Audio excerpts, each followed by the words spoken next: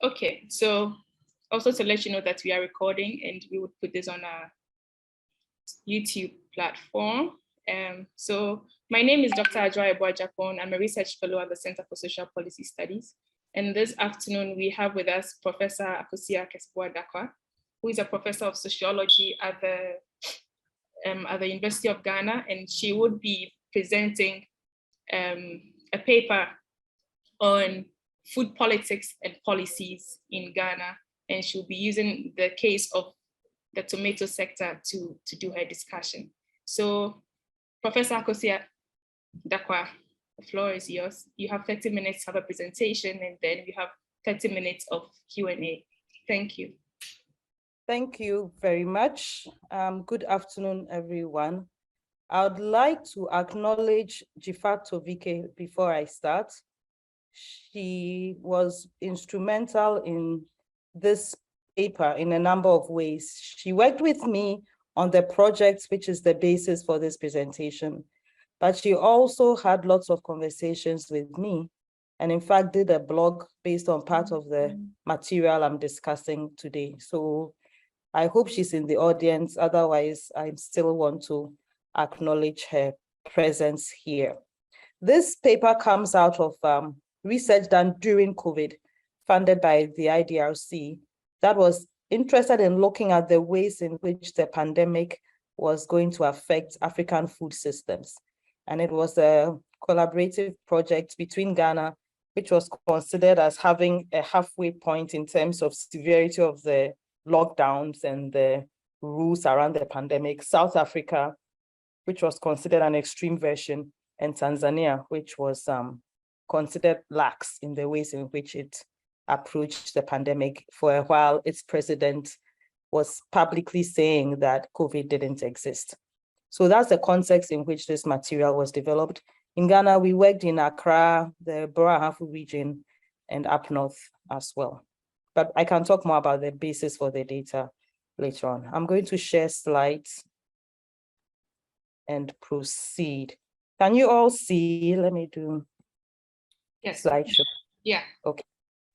So I want to start with, yesterday I was at a UG Business School event where they were supposed to pitch their projects. And one of the young men who was, he's a biomedical engineer working on chickens.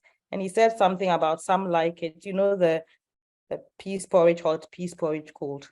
He had a Ghanaian, well, a chicken version, which was some like it boiled, some like it poached, and I like it fried, to talk about his eggs. I want you to think about your favorite Ghanaian dish and think about the ingredients that make it possible. And I bet you, if it is a Ghanaian dish, you need two things. You need onions and you need tomatoes to make it possible. And so today I want us to have a conversation about tomatoes in our lives as Ghanaians and what's happening with it in terms of the politics and the policies about tomato as a vegetable. But to start us out, I'm going to share this screen with you, which is a pictorial representation of what's considered food security, right? So this looks at the extent to which in each community across the West African sub-region, people have access to the foods that they eat. The light green is Ghana. And in fact, if you look at the West African sub-region, that's the only country that has complete light green, as in we have a minimal insecurity, food insecurity problem. If you look at Togo and Benin, they are green for the most part, but they have pockets of stressed. All the other countries cannot claim to have minimal food security. So basically, if you look at this, and this data is replicated, if you look at the World Food Programme statistics on food security in the West African sub-region, you find that Ghana fares the best. In the sub-region, we are the ones who can boast that our food sector is under control. And this is an important point to look at, particularly in the context of COVID. In the early part of the pandemic, there were all kinds of really fear and mongering being created about how Africa was going to go under, and we're going to have a repetition of the Ethiopian famines and so on and so forth. And these were published in high-end journals, projecting doom and gloom for the continent. So for us to be even post the worst case or the worst phase of the pandemic in this position, we look good.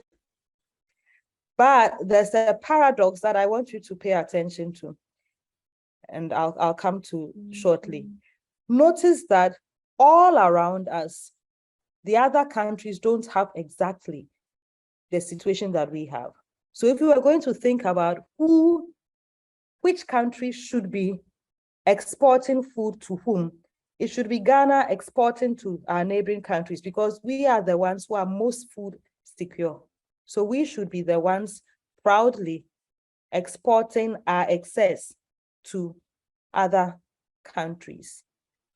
However, that is not the case. And that's the thing that I call the paradox about our food situation. Because if you take tomatoes, which every Ghanaian meal, whether it is soup or it is stew, even with the TZ ayoyo, they still make this red sauce to go with it.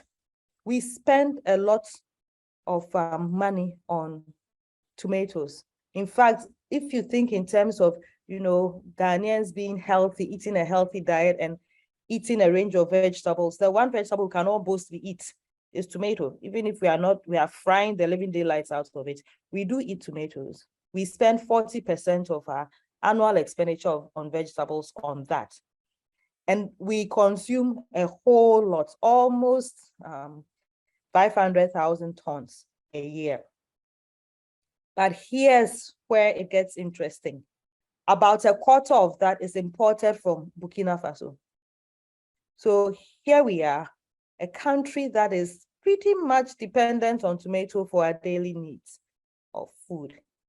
And yet a full 1 out of 4 of that comes from our neighboring country, Burkina, which is more food insecure than we are. So by some strange situation, for some strange reason, we are food secure, but we rely on the food insecure country to provide us a quarter of our basic need for making our sauces and our stews and soups. And that importation costs a lot of money. So we are spending a lot of money importing this into our country, monies that could be spent in country doing this. Okay, now the 100 million is not all tomatoes. If you keep in mind the fact that 40% of our annual expenditure on vegetables is tomato, then you can estimate that we are spending $40 million a year importing the tomatoes into our country, right? You can say the same for onions. In fact, onions come from much further afield. A significant amount of the onions we eat are called Galmi onions because they come from a town in Niger known as Galmi, Galmi. Again, we don't know how to make a stew or a soup without onions. And yet we are reliant on a country that is not next door even to provide us that basic ingredients in our meals. How exactly is it that we ended up with a situation like this? I'm going to summarize because I don't have that much time, but I'm going to just give you the basics, yeah? We started off as an independent nation with President Kwame Nkrumah, who was very mindful of the need for us to be self-sufficient. Of course, in those days also, in terms of development theory and development thinking, there was a sense that you needed to make sure that you were able to produce what you needed and not be too dependent on other nations. Nkrumah was ahead of the dependency theory curve in terms of the analysis, but he was working with the likes of Arthur Lewis and so on. and was firmly clear in his mind that we needed to be self-sufficient. And so there are many things that Nkrumah set about to do to encourage that, including setting up factories that will convert our raw materials that we're producing, the tomato, into processed and less perishable versions of the tomato. But once structural adjustment hit us in the 1980s, and there were calls by the international financial institutions to trim down on expenses as a state, to allow the private sector to come in and take over and so on, those factories were closed down. In addition to these calls for trimmed down state expenditure, there were arguments about ensure that whichever country is best at producing this at the lowest price possible is the country that will produce the item and you buy from them. So while we were shutting down our factories and so on, we were also then encouraging importation from wherever you would like. And so this story, the same thing is true for if you look at something like carrots. If you go to Abubloshi market, the carrots you are getting there are not necessarily carrots produced in Ghana, right? We are importing a lot from Europe, but also increasingly from China to feed the population. You might see that the tomato paste is branded Gino or Mama G or whatever you might want to call it, but it doesn't get produced in Ghana. It's being produced outside of Ghana, and the traders are asking that it be branded with Ghanaian names so that we feel a sense that what we are eating bears our name, but it has nothing to do with location of production. Now, the Akosua government introduced the Planting for Food and Jobs, which was supposed to guarantee us food as well as jobs.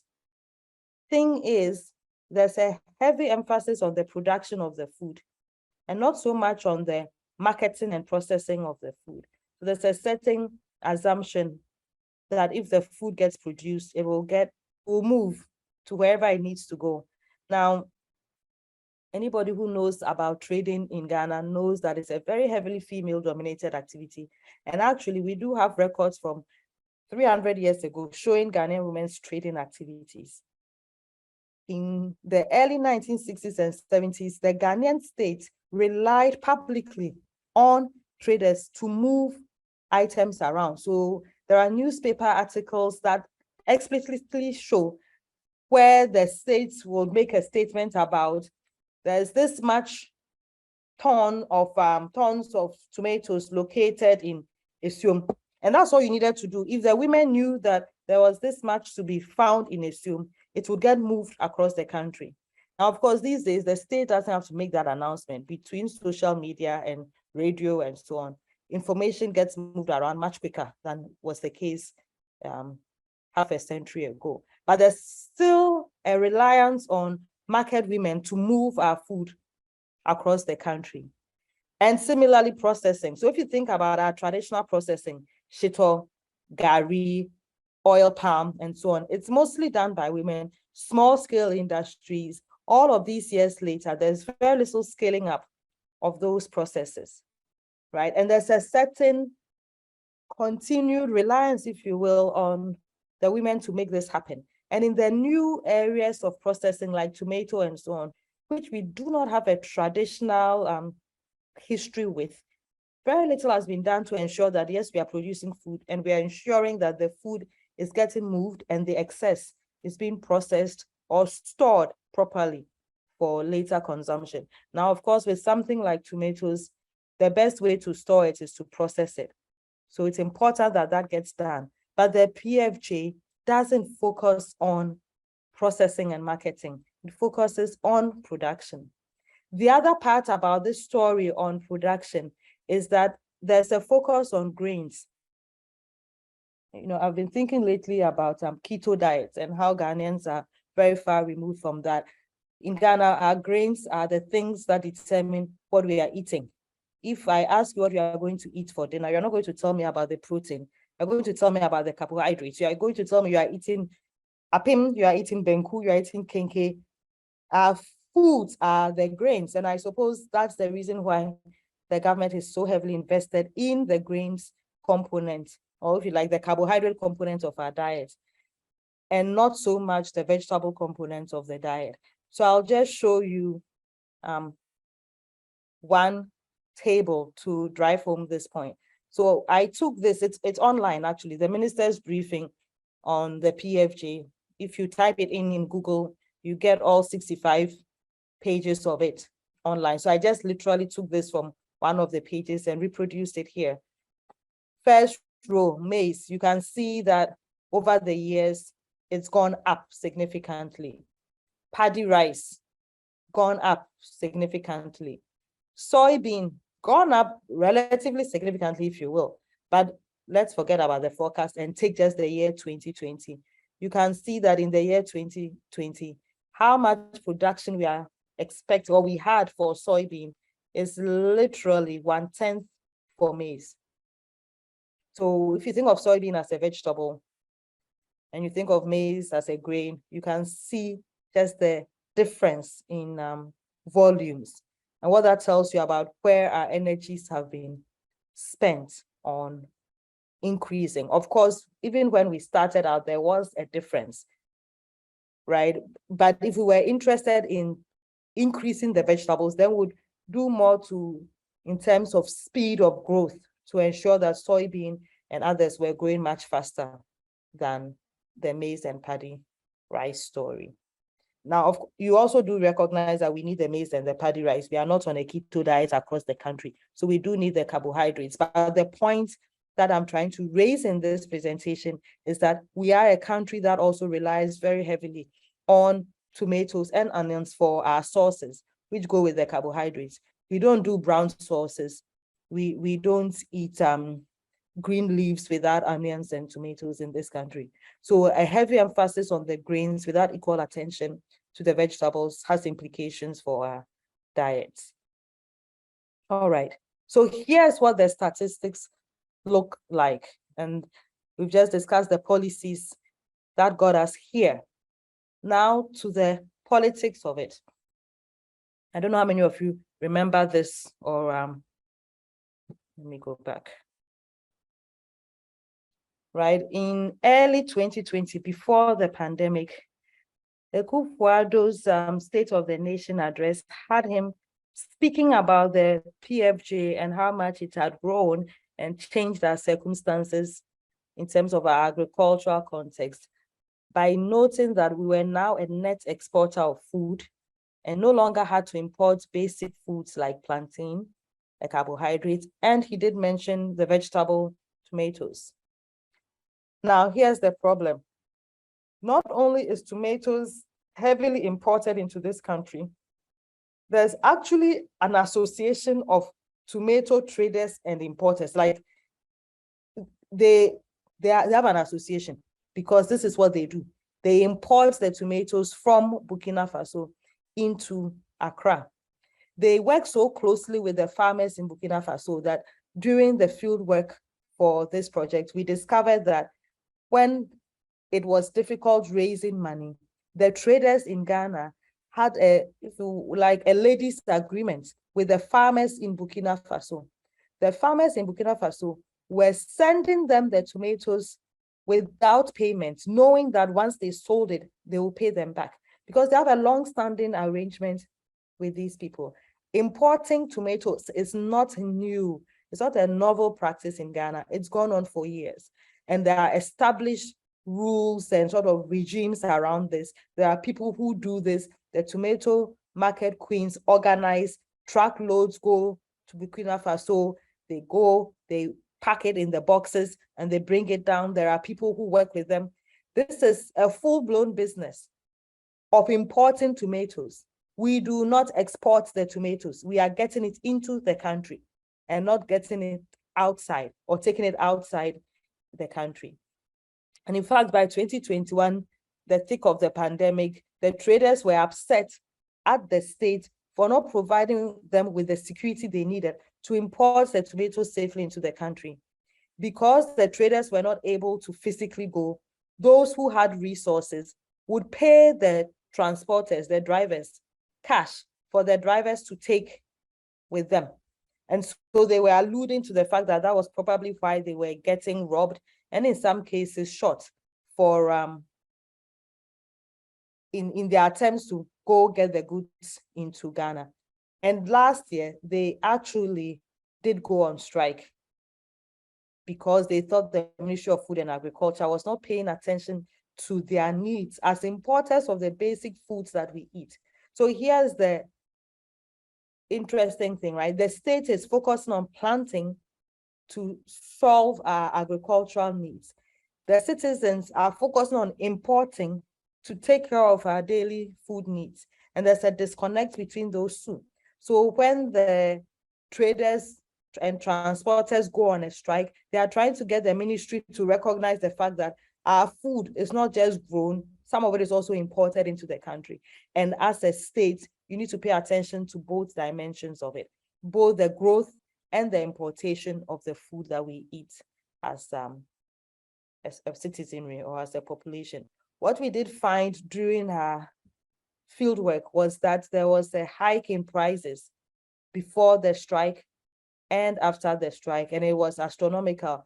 If you do remember, prices of food items went up during the COVID at first because people were panicking about how long would have to go without going outside the homes to purchase food and so on. But also during the pandemic, the later stages of the pandemic, because of the strike, in the case of the tomato traders and transporters, the prices went up because they were not going to get in more tomatoes, and therefore the little that was left, the traders hiked up the prices. If you didn't have the money to pay, then those who did were going to be able to purchase and not the average citizen. Here's yet another story, mindful that this is from a decade ago. The fact that tomatoes were not being purchased within Ghana, but imported instead, was stressing out tomato farmers to the extent that there's actually, so this is taken from Business Ghana from 2009, and it's a story about tomato farmers committing suicide in Ghana. I mean, usually we hear about farmers committing suicide in India, but this was happening in Ghana a decade ago. I haven't seen more recent sources suggesting suicides are continuing to happen. But what for me this points to is the fact that the lack of interest from the tomato traders' perspective of purchasing from the farmers in Ghana and interest in the imported version goes back much longer than we'd like to admit. At least from the records, we can see clearly that this has been going on for at least a decade. And part of the conversations is a conversation about why is it that we are not able to produce enough within Ghana to produce the quality that the traders are comfortable with, so that our farmers work, the traders buy it, and we eat what is produced locally. Burkina Faso has temperatures that are less friendly for agricultural purposes, right? They are further north, so they have more of the Sahel than we do. But Burkina Faso manages to grow enough tomato for us to buy 100,000 tons annually. Burkina Faso grows grapes. So I don't know if you do remember, if some of you have had the experience of buying grapes that were grown in Burkina Faso. If the Burkinabes can grow grapes, there's no reason why we in Ghana cannot grow grapes. But for some strange reason, we can't. The grapes that were being imported at some point were not just coming from the European Union, they were coming also from Burkina Faso. So clearly the Burkinabe governments have done something in the agricultural space that we haven't done as a nation. What then does that mean for consumers? We consume less fresh tomatoes. There are people who make jollof. The entire pot of jollof will be made with tin tomatoes. It's like norm to make the tomatoes with, and I mean, we're not even using sort of like the whole peeled tomatoes that are canned. It's tinned, processed tomatoes. Others also use rotten tomatoes. I mean, if you go to Abobloshi, in fact, I dare say, if you eat street food, the watches, and if you go and the watch is finished, then you eat the rice and stew, buy the rice and stew, I can almost guarantee you that those stews are not made with fresh tomatoes. You go to the market at the end of the day when what's left is that which has not been sold. The farmer, the trader doesn't want to go home with it because it's likely to go bad. So at that point, you, the consumer, has an upper hand in determining the price. And that's what they buy. In fact, I have physically seen, not recently though, but when I did field work in Makola Market, I discovered to my horror one day that the food that I like to eat so much, and in fact will buy not just for myself, but for the other workers in the shop, was basically made with, it was rotten tomatoes, very liquidy. And then they countered the tomato with the rotten tomato with taste with a lot of onions. And so if you like onions like me, then you like this too, because it had a lot of onions, but they needed the onions to balance out the sourness of the sauce that would be visible or that you could taste without the onions. So that's where we are basically in the ways in which our food policies and the lack of recognition of on-the-ground reality means for us. Eventually, if we are more amenable to change, which Ghanaians are not very good at adaptability, particularly with respect to our food ways, right? If you came to my house and I gave you benku that I said I made with what should I even make the benku with? Cabbage or something, you would probably walk out of my house. Benku is supposed to be made with corn, that's it. If you come and I give you bread made not out of wheat, but I said I used millet, or God forbid I use cassava, you are going to reject it. That's not how Ghanaian bread, we are very sanity. This is not how it's supposed to be done. So our food ways are not changing in recognition of the dependency on foreign countries to support our basic food needs. So we are not changing how we make our sauces and so on. And yet we don't have access to the fresh tomatoes that will make it possible. So we are consuming less of the fresh items, even in an age where fresh food is what's encouraged for health purposes, or for the lower income groups, they are resorting to a version of tomatoes that's not necessarily the healthiest to consume. What then does this mean to wrap up? It's important that our agricultural policies and programs focus as much on grain production as on the production of our key vegetables, and also to think about agriculture, not just in terms of the production of items, but also the marketing and processing of these items. Thank you very much. I hope I've kept roughly to time. Thank you very much, Professor Akosua. You were right on time, and I think that's this is very good. That means we have like a lot of time to have our discussions. I really enjoyed your presentation. Carrots from China and the agbobuloshi, rotten tomatoes for our watches that we are eating. And at the same time, we are importing tomatoes from Burkina Faso, which is more or less like a desert. I know Burkina Faso also does not even import chicken anymore. The last time I went there, I knew they were not importing chicken. So I enjoyed the conversation, and I'm looking forward to interesting discussions going forward. Please, if you have any question, you can raise your hand, and then I call you to give the opportunity to speak. Are there any hands up?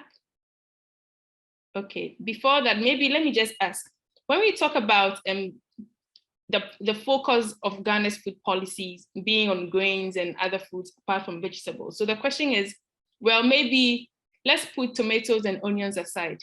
Do you think, for example, that in terms of vegetables, for example, in general, there's a high demand for that? Because talk about soya beans, I don't know how much integrated it is in our cooking. So let's say if we take away tomatoes and onions that we know that are central to our cuisine, and the other vegetables. How do you see it? Do you think it's a demand and supply issue, or maybe it goes beyond that? Well, it's a demand and supply issue, but there's also the larger conversation about our diets and whether our diets are healthy as it is or not. So as I was referencing keto diets, right? It's not something that I would necessarily recommend, but we clearly focus too much on carbohydrates and not on the other food groups in our diets. In fact, very few Ghanaians, well, by the time you are done with the bowl of fufu, you don't have space in your stomach for fruits afterwards, right? And I don't see how you can have fufu and abenkwang preceded by a salad bowl. Like, you are wasting precious space in your stomach, right? But it doesn't mean that it's necessarily the healthiest way to go, especially also given that we are not necessarily, I mean, if you are engaged in manual labor, then fufu at 9 a.m. is probably a good idea. But if you're going to go and sit in an office and you start your day with something heavy, you have something, I mean, some of us are eating fufu for lunch and trying to go back to the office to work for another 4 hours, right? It's not necessarily the best way to go.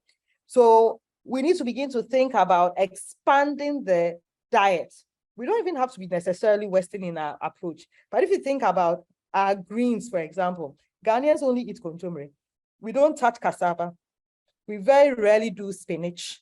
So even in terms of the greens, if you look at the Sierra Leoneans and the Liberians, they eat a much wider range of green leaves than the Nigerians do also, than we do. So we could have a concerted effort to expand our vegetable base. I'm not asking us to go and eat kale and carrots and aubergines and, all of those fancy things. But even in terms of our leafy green vegetables, we could expand it much more than we currently have.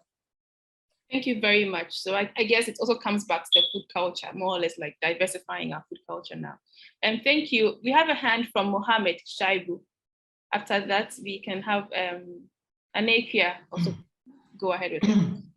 Okay, good afternoon. Thank you for your presentation, Prof. And I must say that I really admired the presentation. And then I have two questions. The first question is about the study area. At the beginning, you mentioned to us that you conducted this study in Accra, Bruhalfo, and then the North. So I was looking to see the dynamics of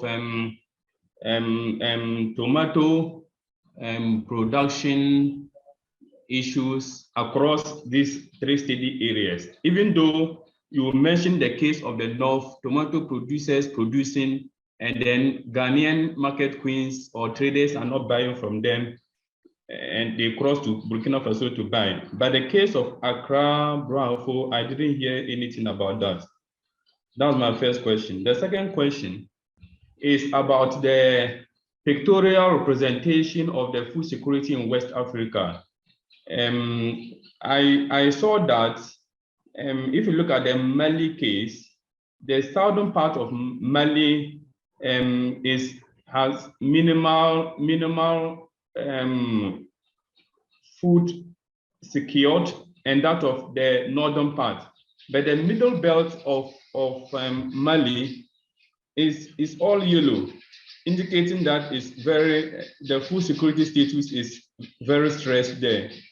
Did you look at that one too, and any insight about that? Thank you. Okay, Ajwa, can I respond before we go to Osman? So yes, please, you can. Yeah. Mohammed, you are trying to test my geographical skills, and anybody who knows me well knows that it's very poor.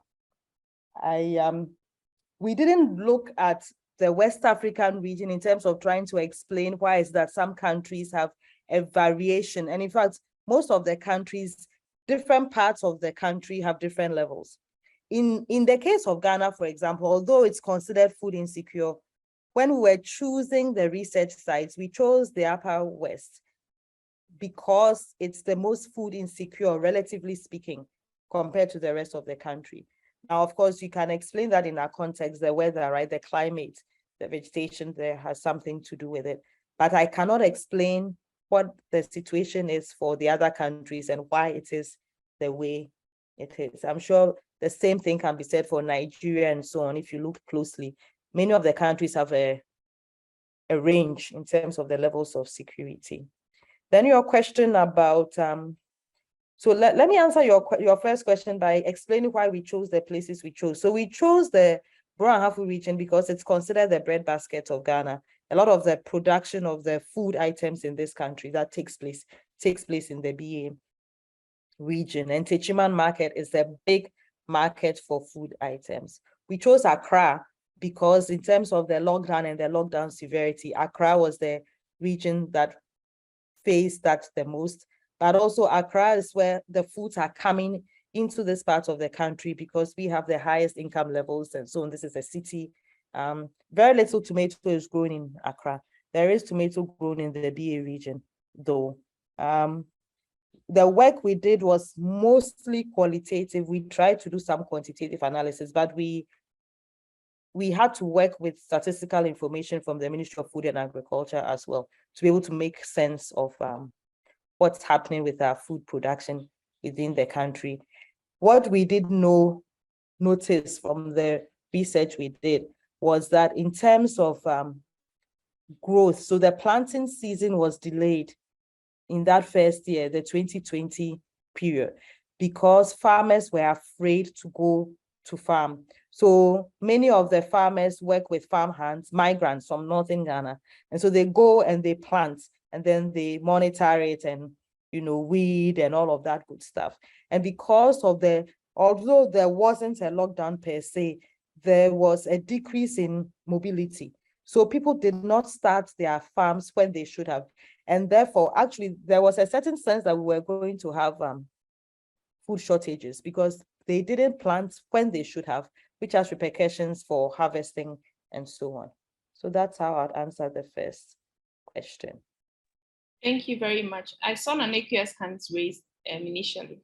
So Yes. Actually, I was going to make that comment about food cultures, about which Akosua already did, about how our lifestyles have changed, but the foods that our grandfathers, grandmothers used to eat to go and work the whole day on a farm is the food that we are eating to go and sit behind a computer. So certainly that needs to change. But I thought that was a good commentary also on how difficult social development and just social transformation is, because you have to consider policies that take into account the global economic dynamics. You have to take into account the politics of people lobbying for their interests, including traders and importers. Then you have to think about cultural norms and how you shift them, how you get people more interested in fresh vegetables and healthier lifestyles, while at the same time you're opening yourself up because of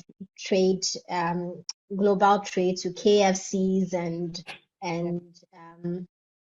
it's a wonder McDonald's hasn't made it here yet, but I'm sure they will all be invading soon. So it's a really complicated thing. But I also wanted to ask a question about the fact that in your map, you mentioned that Ghana was the only country in the sub-region that throughout, from north to south was food secure, or at least only minimally food insecure. And I wondered how that jived with the dynamics you're talking about, how we are importing a lot of food and so on. How are we managing to stay only minimally food insecure while relying on imports from elsewhere? And is that even sustainable? Is it all going to come crashing down at some point? So part of the story which I didn't talk about is also a conversation about elite Ghanaians and our complicity in this, because part of why the importation has become such a big part of our reality is that it makes money, and it makes money for those who can afford to do large-scale importation. So take our chicken story, for example. How is it that Burkina Faso doesn't import chickens, but in Ghana, akukofun is like standard? In fact, there are some Ghanaian children who don't even know what it is like to eat an organic chicken. When we were growing up, chickens were largely organic. I'm deathly afraid of chickens, by the way. And I have really horrible memories of childhood where Christmas time, Your uncle comes, he opens his car boot, and there are these things fluttering around in the boots, and they tell you to go and pick it up. And your whole life is coming crashing down on you at that point. But that was the norm. We didn't go and buy chicken cut up already. The kids today, that's what they are used to. And they're even used to the taste, which is very different from, but there's a whole group of Ghanaians who have made their living off of importing these chickens into the country.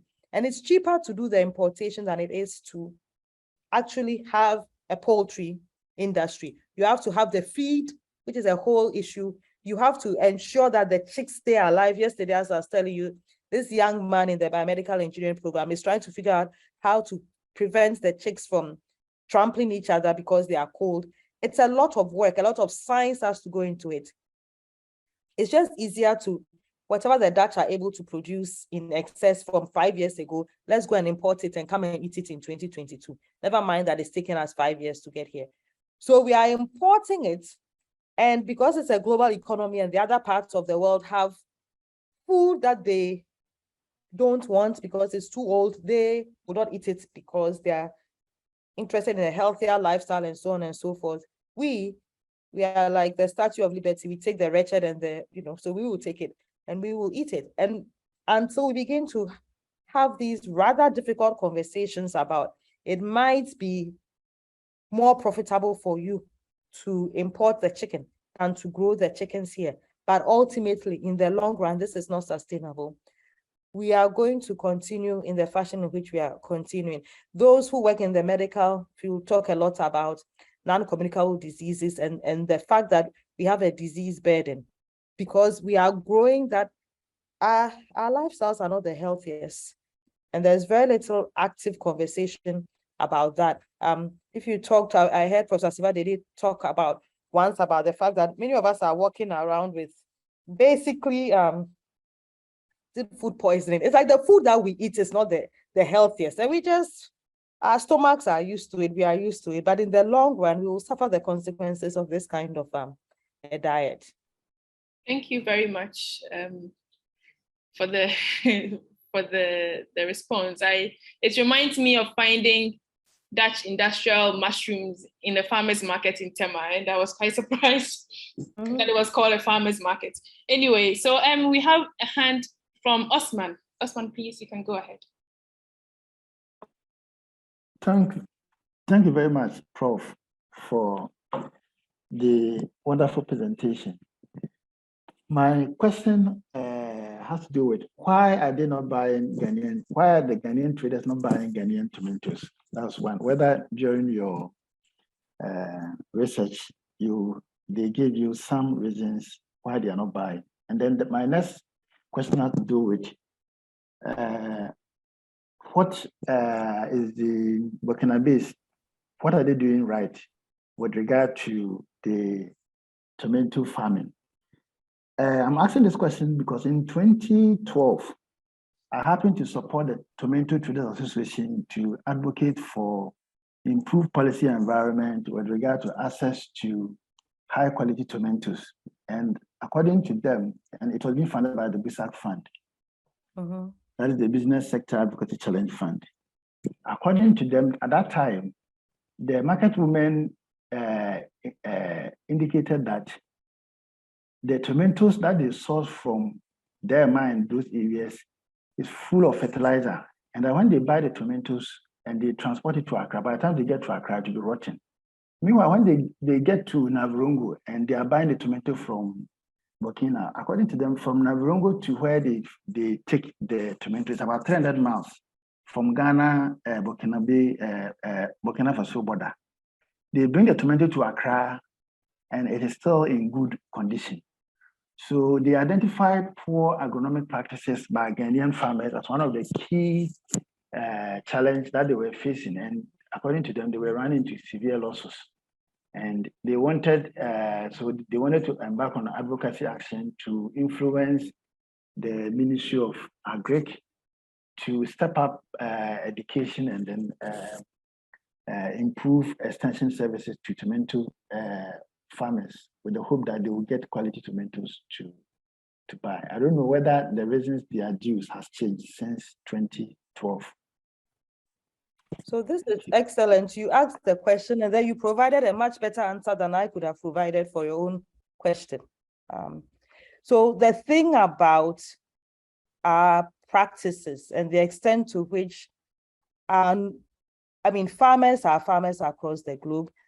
They all do not necessarily have high levels of education, but the extent to which we are willing to pay attention to the details in Ghana is unfortunately not as high as in, I actually know a woman who died from eating lettuce. So this was a nurse at Kolebu who spent the day before talking so much about how she was looking forward to her day off and how she was going to go and make a Ghana salad. She died, because when you put the fertilizers and the chemicals on these things, there are rules about how long it should take before you harvest it. And the Ghanaian farmers don't pay attention. But it's also because it's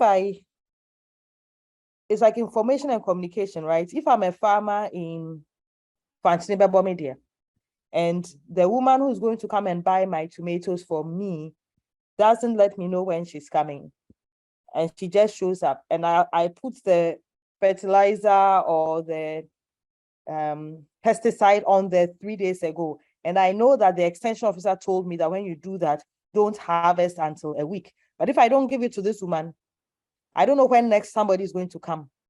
Then in the grand scheme of things, and when that person dies, likely that it can be traced right back to you, and sanctions delivered are so low that he thinks about his pockets and he sells it.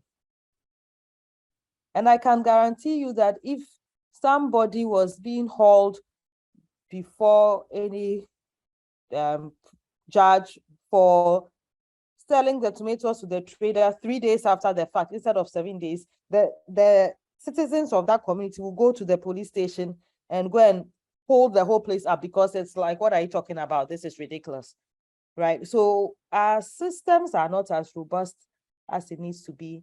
And yet in our neighboring countries, this robustness is possible. They also have better sort of irrigation facilities for the farmers than we do here. A similar story, we are talking about agriculture.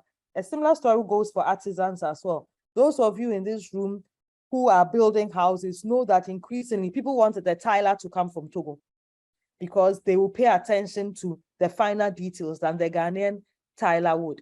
It's a sad commentary on the reality on our hands, but that's what it is. We do not have an attention to detail culture.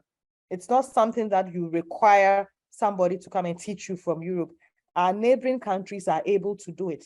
And so it suggests, I don't know if you want to go and use the whole colonial experience as the explanation for it. Whatever the case is, it is very clear that we are unable to do things that our neighboring countries can do. For me, the thing that was most shocking is to discover that Sahelian Burkina Faso grows grapes, and the grapes were not tiny, and they were big, juicy, luscious grapes, which was then sold to us in Ghana. We should be embarrassed by that. Instead, the Ghanaians were very happily importing it and consuming it, right? So we've got a long way to go, not just in terms of, it's not simply the Ministry of Food and Agric has to make these policies. We each have to have a certain sense that this is important to follow. The traders who are advocating for these policies to be made, they have relatives who are farmers. Most of us in this space, we are not that detached from our rural communities. To what extent are we having these conversations and feeling a need to pay attention to these details? Because the rules have to be made, but people have to live by the rules, and enforcement has to be done by all of us. How many of us are willing to report the farmer for, I saw him using the pesticide yesterday and today he's trying to sell it? Even if we went into these rural communities and made announcements so an ordinary citizen knows what needs to be done on these farms, to what extent are we willing to actually penalize for these things by seeing the connections between these, on one hand, random, if you will, activities and practices we engage in, and their real life impact on others because they consume these things? I don't think it's all of us have to be much more invested in what happens for us to make headway. Thank you very much for the feedback on that question. I saw a hand from Jeffrey. Do you still have a question to ask, Jeffrey? It was the same questions. I was Okay. actually going to ask the same question. Okay, thank you very much then. Because I mean, it's very interesting also because for me, it's again, when it comes to regulating the sector, we often, probably I'm one of the culprits, we romanticize small scale farming and all of that. Because again, I'm thinking about how do we regulate these diverse small scale farmers who are producing in very, spread across the country. How do you regulate them in the first place? Because I'm thinking that most of the farmers in the West are on large scale. It's easy for the government to supervise and check all of that. But I don't know, maybe if you can let us know, how is it being done in other places, like in Burkina and Niger, and how are they able to regulate that? Because again, it comes to the market and we don't even know what we are buying. I've been telling my friends all the time, you go to the market, you don't know if the beans you are buying is GMO, is non-GMO. You don't even know where it's coming from because it's also an informal system. So I'm just wondering, maybe if you have some final comment on something like that. That's it. We have a very, I just find that in general, we have a very lax attitude to things. So take, for example, weights, right? And measures. Earlier this week, I'm on the street and I'm trying to buy tangerine. And I asked him, how much is one? He says 5 cedis. So I say, I'm buying 4. He gives me 4 tangerines. 3 are definitely big. 1 is small, but he's selling me each one for 5 cedis. And until I say to him, oh, but Krachi, these your tangerines are not the same size to be priced the same. And he was kind of taken aback that I was going to query that. But I was just thinking, if we were weighing this, we wouldn't have this problem, right? But it's because we don't have, I mean, if you take an olonka, what exactly is an olonka? Is it 500 grams? Is it 600 grams? We just use, whereas in other places, you go to a rural community and they know that they need to sell you the meat per kilo. They don't eyeball it and try and sell you the things. And you are asking, how do they manage to do this? I don't know. All I do know is that there are very stark differences on issues around agriculture, on issues around, I mean, I'll take the vaccine example. I have had a situation where I went to Côte d'Ivoire.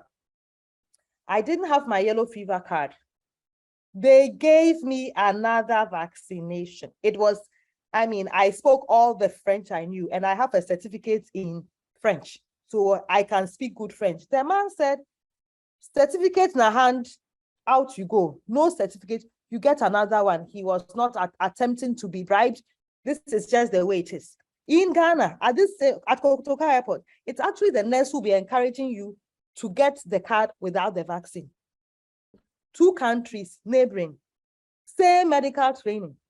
How come one doesn't seem to understand that a vaccine, if some take it and some don't take it, we are actually doing ourselves in, and the other doesn't? I mean, I have some ideas, but I cannot say to you I've done the research and this is why the Ghanaians are the way it is that they are. So you're asking about food and how is it that in Burkina Faso they can get the farmer to appreciate this and we can't? They are probably using small scale approaches, right? Which in general, based on different examples I know, I think that the Francophone countries are much better able to do than we are. We can't seem to count how many children are born in Ghana. We don't know. You go to a village in Togo and they use charcoal. The one literate person marks on the mud wall in charcoal when a child is born. And then the births and deaths registry officials go every other week and they can tell you this first mark. I signed it. I signed it the day Santua gave birth to this boy. Then we go to the house and we take. So if we want to do it small scale, it's possible. How do the Hairdressers and Beauticians Association manage to convey information to hairdressers who have finished JSS across the country for it to filter down? They do associations and association meetings, and they teach the chemical composition of these things using tree and gun. So it is possible. It requires work. And I'm not sure that we've invested in the kind of work it requires. We have extension officers around the country. Yes, they don't necessarily have the resources that they need for the work that they do. But there are all kinds of ways. If you're an extension officer who wants to get your message across, you can't go into the villages. But here's the one place that in Ghana, most people are likely to show up to: church, mosque, right? So if you take the Methodist Church approach, when there are 5 Sundays in a week, in a month, 1 Sunday is for information sharing. You can decide. So extension officer in Fantini Media, I'm going to tell you today how, if you think there's no correlation between this and this, think again. There are inventive, innovative ways that we can come up with, but we have to have an attitude of doing that as average Ghanaian citizens. Unfortunately, we don't. Whether it's because we are not given the civic education that we need, I'm not exactly sure. But it's very clear. You look at our neighboring countries, they are poorer than we are, but they've got some basics in place that we don't seem to have, even though we have much more by way of financial resources. And I think it's a more mindset, attitude thing than it is about resources, because they clearly show us that you don't need resources to make some of these things possible. That is very informative. Thank you very much. Mohammed, please, is that an old hand or is a new one? If you are still there with us. Okay, I think it's an old hand. We have a question in the chat. HPI7 says, very educative. Please, any mitigations for us all? I guess that is what that is what we are discussing at the moment. And it's obvious that the situation is complex. There are a lot of variables in there. It has to do with food culture. It has to do with policy. It has to do with looking for stylized way of doing things. And I think that is what you actually raised, the points you raised. We don't have to change the system from smallholder farming to large scale because we want to be able to regulate. But if we adopt our own systems, then we will be able to do it.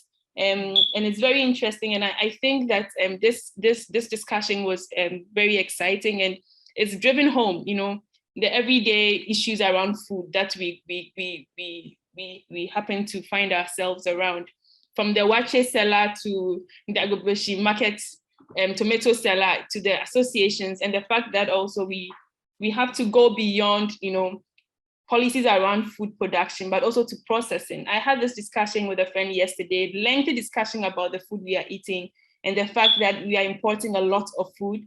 And even when we are not importing raw food, now also we are also adopting ultra processed foods, which is also killing us. And so the dynamics are really much more complex. Thank you very much, Professor K.Darkwah. We enjoyed your presentation, and we look forward to further engagement with you on this topic. And thank you everyone who was able to join us. We've also been on time. I think for the first time, we've had an exciting conversation, and still we are on time. So have a very good afternoon, and we look forward to meeting all of you if for our subsequent sessions next 2 weeks. Thank you. Bye, everyone. Bye. Thank you. Bye.